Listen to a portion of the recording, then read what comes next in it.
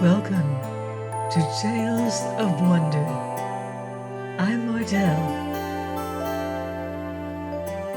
and our story today follows the adventures of a foolish lad in the lost half hour. Once upon a time, there was an old widow woman who had 3 sons.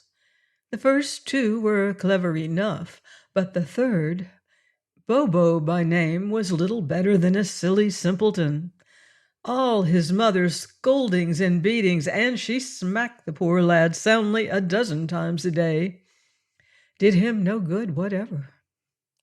Now it came to pass that one morning Princess Zenza, the ruler of the land, happened to pass by the cottage, and heard Bobo being given a terrible tongue-lashing. Curious as to the cause of all the noise, the princess drew rein and summoned Bobo's mother to come near. On hearing her story, it occurred to the princess that so silly a lad might amuse her. So she gave the mother a golden florin and took poor silly Bobo with her to be her page. You may be sure that it did not take the wise folk at the castle long to discover how great a simpleton had arrived. Courtiers, footmen, lackeys, turnspits even, were forever sending him off on ridiculous errands. Now he would be sent to find a white crow's feather or a spray of yellow bluebells. Now he was ordered to look for a square wheel or a glass of dry water. Everybody laughed at him and made fun of him. That is, everybody except little Tilda, the kitchen maid.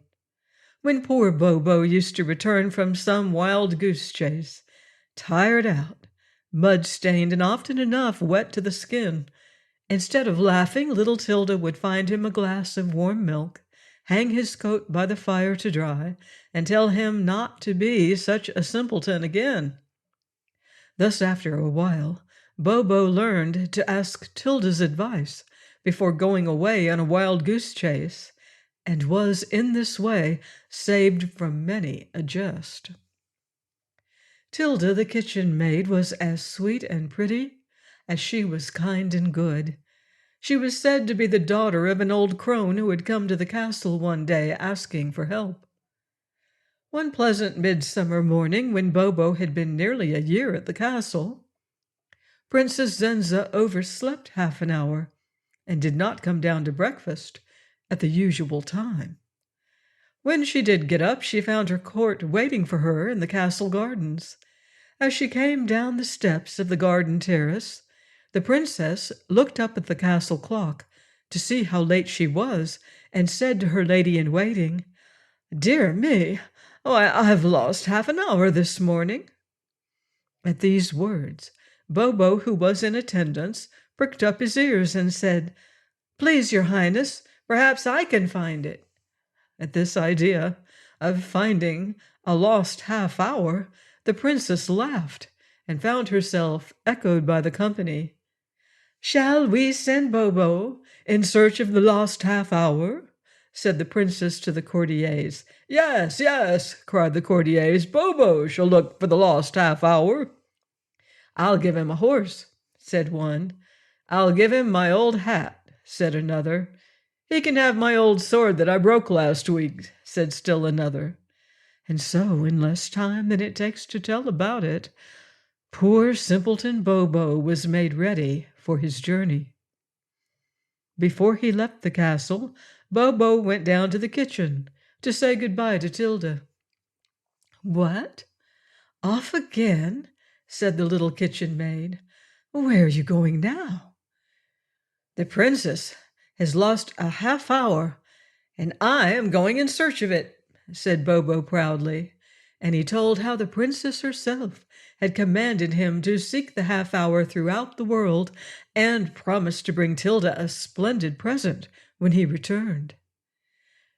The good kitchen maid said little, for she feared lest some misadventure overtake the poor simpleton.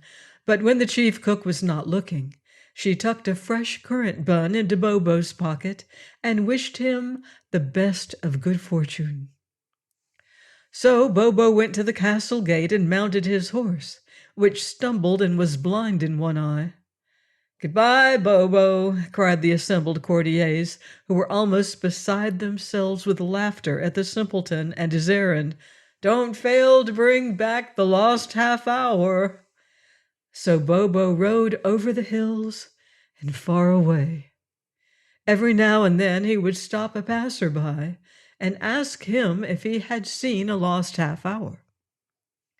The first person whom he thus questioned was an old man who was wandering down the high road that leads from the kingdom of the East to the kingdom of the West. "Oh, a lost half hour," said the old man. "I've lost something much more serious. I've lost my reputation. You haven't seen a lost reputation lying about here, have you? It was very dignified and wore tortoiseshell glasses." But Bobo had to answer, "No," and the old man wandered on again. Another day the simpleton encountered a tall, dark, fierce kind of fellow who answered his polite question with a scream of rage. "A half hour?" he roared. "No, I haven't seen your half hour. I wouldn't tell you if I had. What's more, I don't want to see it. I'm looking for something I've lost myself. I've lost my temper. I lost it 2 years ago at home and haven't been able to find it anywhere since. Answer me, you silly. Have you seen a lost temper anywhere? It's about the size of a large melon and has sharp little points." On Bobo's answering, "No," this dreadful person uttered so perfectly awful a screech of rage that Bobo's horse took fright and ran away with him, and it was all that Bobo could do to rein him in 3 miles farther down the road. Still farther along, Bobo came to Ziz, the capital city of the kingdom of the 7 brooks, and was taken before the king himself. "A lost half hour?" said the king. "No, I'm quite sure it has not been seen in my dominions. Would you mind asking as you go through the world for news of my little daughter?" Here the poor old king took out a great green handkerchief and wiped his eyes. "She was stolen by the fairies on Midsummer Eve, 15 years ago. Find her, worthy Bobo, and an immense reward will be yours." So Bobo left the proud city of Ziz, and once again rode over the hills and far away. But never a sign of the lost half hour did he find, although he asked thousands of people. His faithful white horse died, and he continued his way on foot. 3 long years passed, and Bobo grew into a handsome lad, but remained a simpleton still. Finally, after he had wandered all about the fairyland, he came to the edge of the sea. Finding a ship moored in a little harbor, Bobo asked the sailors if they had seen a lost half hour. "No," said the sailors, "but we're going to the Isles of Iron. Suppose you go with us. The lost half hour may be there." So Bobo went aboard the ship and sailed out upon the dark sea. For 2 days the weather was warm and clear. But on the 3rd day there came a dreadful storm, and on the 3rd night the vessel was driven far off her course into the unknown ocean, and was wrecked upon a mysterious island of rocks that shone in the night like wet matches. A great wave swept the decks, and Bobo was borne away from his companions and carried toward the shining land. Though pounded and battered by the foaming waves, the simpleton at last managed to reach the beach and took refuge in a crevice of the cliff during the stormy night. When the dawn broke, all sign of the ship had disappeared. Looking about, Bobo found himself on a lovely island whose heart was a high mountain mass, hidden in the fog still sweeping in from the sea. There was not a house, a road, or a path to be seen. Suddenly Bobo noticed a strange little door in the bark of a great lonely tree. And opening this door, he discovered a little cupboard, in which were a pair of wooden shoes. Above the shoes was a card saying simply, "Put a song." So Bobo sat down on a stone by the foot of the tree and put on the wooden shoes, which fitted him very nicely. Now these shoes were magic shoes, and Bobo had hardly stepped into them before they turned his feet inland. So Bobo obediently let the shoes guide him. At corners, the shoes always turned in the right direction, and if Bobo forgot and blundered on the wrong way, the shoes swiftly began to pinch his toes. For 2 days Bobo walked inland toward the great mountain. A warm wind blew the clouds and rain away, and the sun shone sweet and clear. On the morning of the 3rd day, the simpleton entered a wood of tall silent trees, and as that day was drawing to a close, turrets of a magnificent castle rose far away over the leaves of the forest. Bobo arrived at twilight. He found himself in a beautiful garden, lying between the castle walls and the rising slopes of a great mountain. Strange to say, not a living creature was to be seen, and though there were lights in the castle, there was not even a warder at the gate. Suddenly a great booming bell struck 7 o'clock. Bobo began to hear voices and sounds, and then before the humming of the bell had died away, a youth, mounted on a splendid black horse, dashed at lightning speed out of the castle and disappeared in the wood. An old man with a white beard, accompanied by 11 young men whom Bobo judged from their expressions to be brothers, stood by the gate to see the horseman ride away.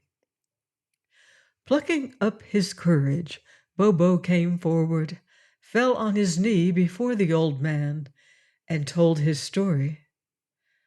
"Truly, you should thank the storm fairies," said the old man, "for had you not been wrecked upon this island, never would you have discovered the lost half-hour. I am Father Time himself, and these are my 12 sons, the Hours. Every day, one after the other, they ride for an hour around the whole wide world. 7 o'clock has just ridden forth. Yes, you shall have the lost half-hour. But you must look after my son's horses for the space of a whole year."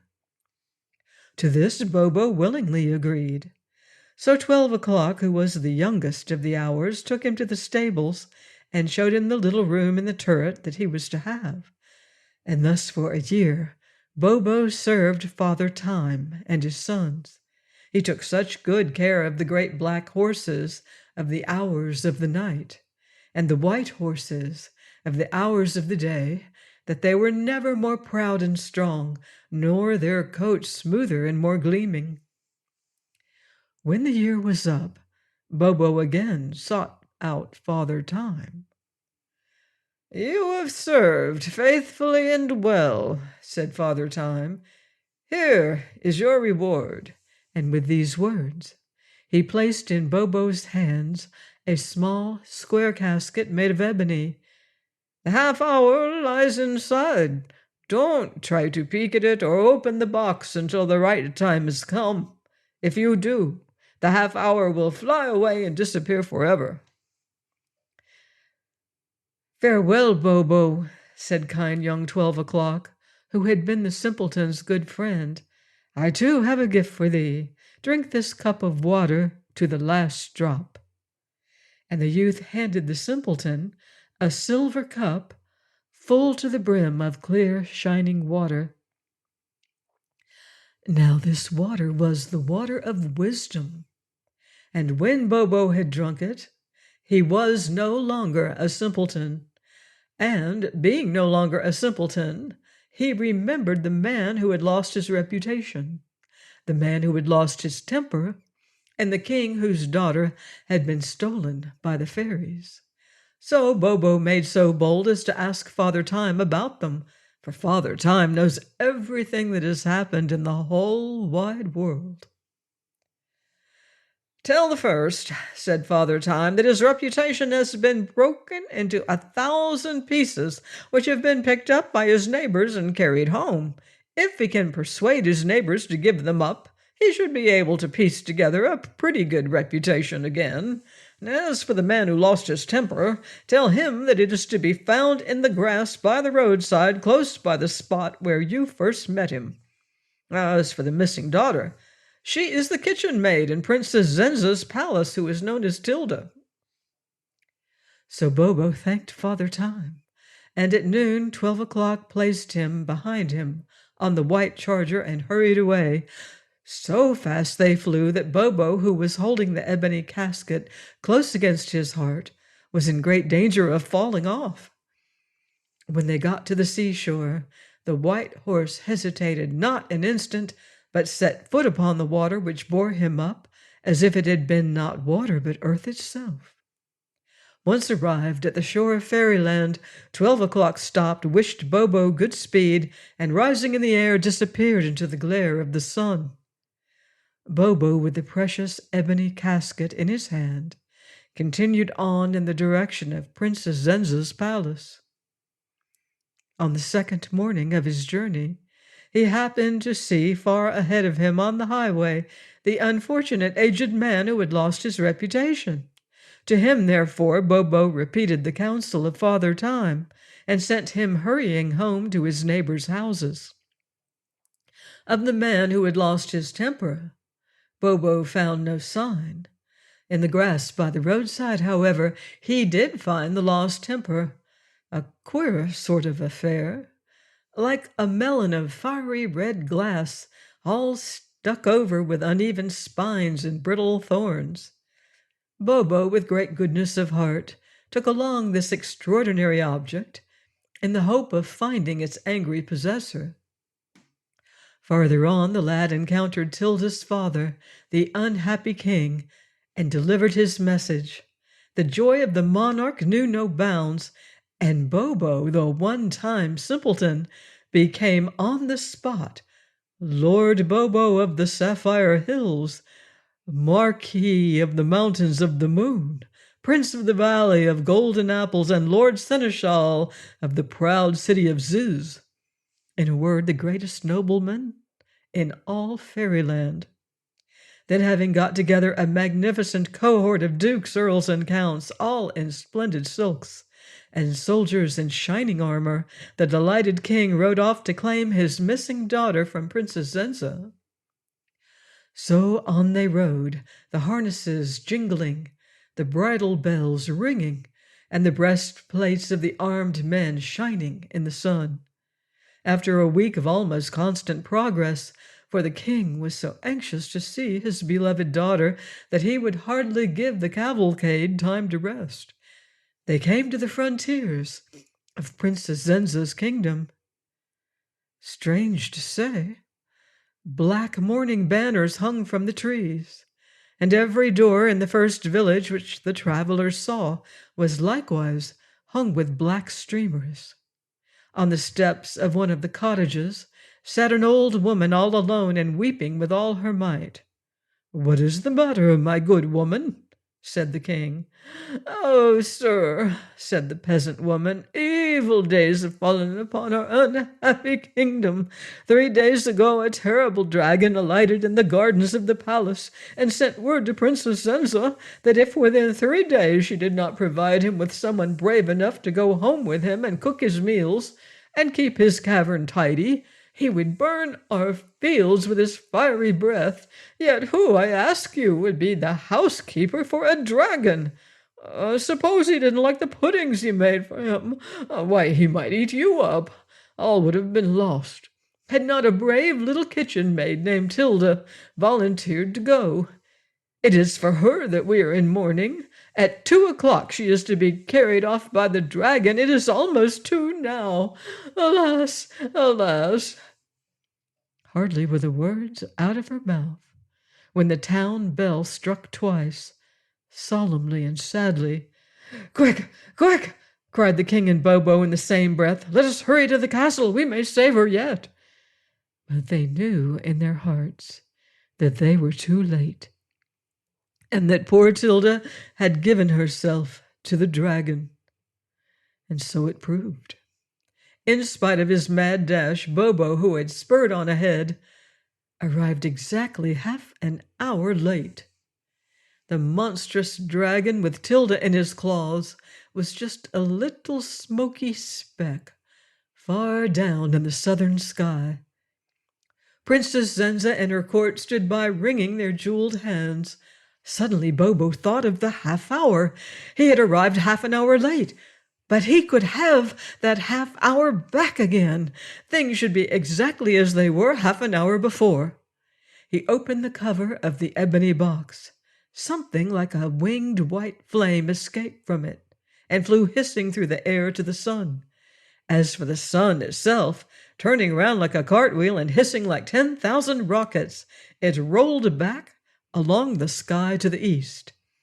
The hands of the clock, which marked 2:30, whirred back to 2 o'clock in a twinkling, and sure enough, there was brave little Tilda, standing alone in a great field, waiting for the dragon to come and take her away.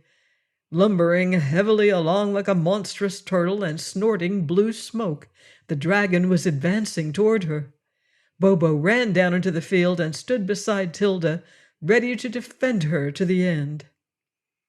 The dragon came nearer and nearer.